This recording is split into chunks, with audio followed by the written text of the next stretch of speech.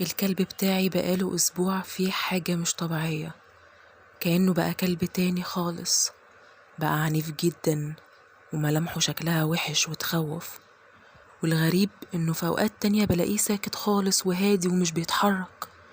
وبسبب التغيير ده أنا بقيت أتجنب التعامل معاه على قد ما أقدر، لأنه في مرة وأنا بحطله الأكل عضني من دراعي عضة جامدة وفلت منه بالعافية، وبعدها على طول لقيته بياكل عادي ولا كأن حاجة حصلت. بعد الأسبوع ده قررت أخده لدكتور، قلت يمكن تعبان أو في حاجة، بس الدكتور قال لي إنه كويس وما فيهوش أي حاجة. ولما سألته أمال هو بيعمل كده ليه، معرفش يرد عليا. أخدت الكلب بتاعي ورجعت على البيت، بس الكلب ما كانش راضي يدخل من باب البيت نهائي. حاولت بأكتر من طريقة ومفيش فايدة. سبته واقف قدام الشقة وفضلت بص عليه وأنا خايفة مش عارفة أتصرف إزاي. قررت إني هسيبه واقف كده زي ما هو وهدخل، وفعلا عملت كده. ربطته عشان ما يهربش ودخلت وقفلت الباب ورايا.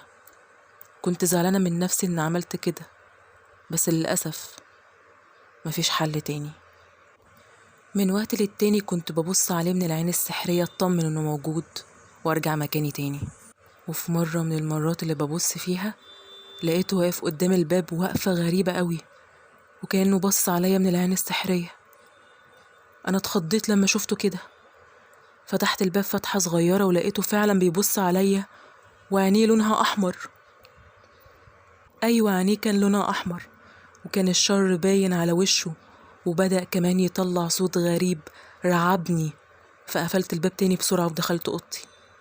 من بعد المشهد ده ما سمعتش أي صوت خالص للكلب بتاعي، كأنه ملهوش وجود أو نايم مثلا.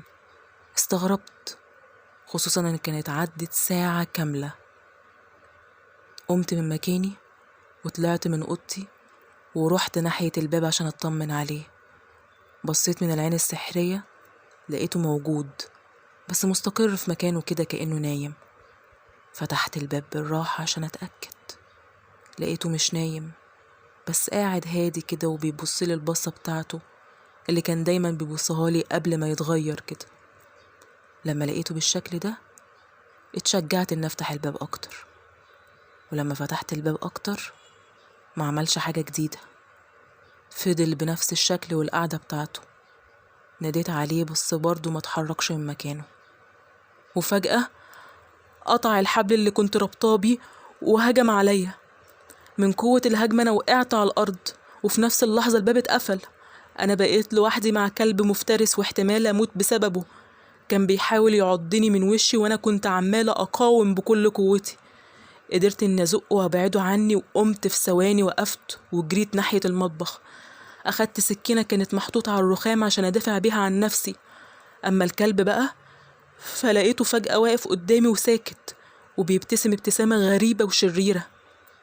اللي جه في بالي ساعتها هو إن كلبي أكيد اتلبس. ده مش كلبي، دي مش تصرفات الكلب بتاعي. الكلب بتاعي فيه حاجة مش طبيعية، فيه حاجة بتتحكم فيه. هل ممكن يكون فيه جن جوه الكلب بتاعي؟ ملحقتش أكمل تفكير وفجأة لقيته بينط ناحيتي عشان يأذيني، بس ملحقش عشان أنا سبقته وغرست السكينة فيه قبل ما يعمل فيا أي حاجة. لقيت كلبي وقع على الأرض في ساعتها وقعد ينزف كتير قوي. رميت السكينة من إيدي وقعدت جنبه على الأرض وقعدت أعيط. معداش ثواني ولقيت كلبي مات. أنا قتلت الكلب بتاعي اللي بحبه ومتعلقة بيه جدا وما أقدرش أعيش من غيره. كلبي مات بسببي، بس اللي هو اللي اضطريني أعمل كده، لأني لو ما كنتش عملت كده كنت أنا اللي هموت، كان هيقتلني.